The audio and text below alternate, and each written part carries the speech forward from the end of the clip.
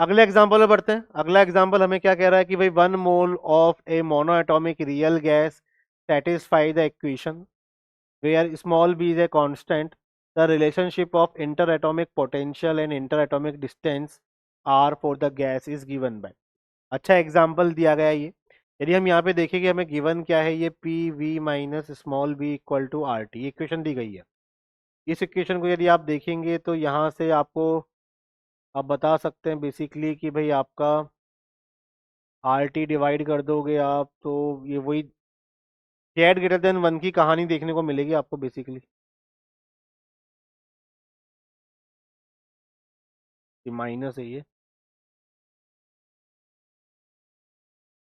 P V minus P V ये minus, ठीक है, तो ये आ गया Z equal to 1 + P B upon R T. Basically जो कहानी आपको दे रखी है ये जेड ग्रेटर देन वन की कहानी आपको गिवन है। ठीक।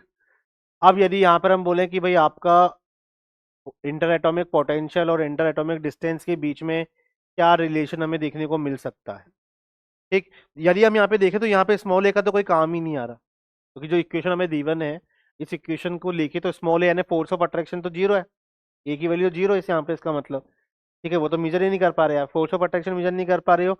अब पोटेंशियल एनर्जी आप किसकी मेजर करते हो, दो पार्टिकल के बीच में इंटर एटॉमिक पोटेंशियल एनर्जी जो आप बता रहे हो कब करोगे, जब उनके बीच में कोई फोर्स ऑफ अट्रैक्शन रिपल्शन लगे।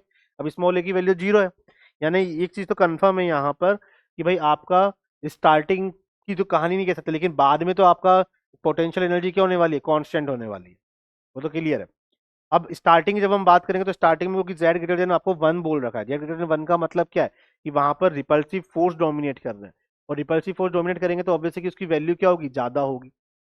अब जेड ग्रेटर देन वन है, फोर्स ऑफ अट्रैक्शन आपका अपन बोल रहे हैं कि कुछ टाइम बाद बिल्कुल जीरो हो रहा है, उसके नेगेटिव जा नहीं सकता, तो ये ऑप्शन तो वैसे ही इनकरेक्ट है, ये ऑप्शन भी वैसे भी इनकरेक्ट है।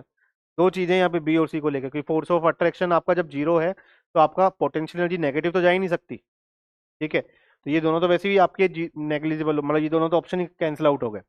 अब इन दोनों ऑप्शन में यदि हम बात करें तो इन दोनों ऑप्शन में ज्यादा मोर अप्रोप्रिएट आपका जो आंसर होगा वो सी क्यों होगा, बी क्यों नहीं होगा, क्योंकि बी में आपका प्रॉपर कांस्टेंट दे रखा है, प्रॉपर कांस्टेंट थोड़ी होगा।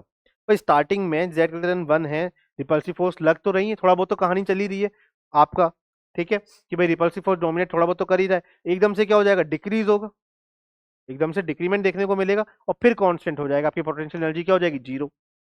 ये जीरो चल रही है आपकी, जैसे जैसे आप डिस्टेंस बढ़ाते जा रहे हैं।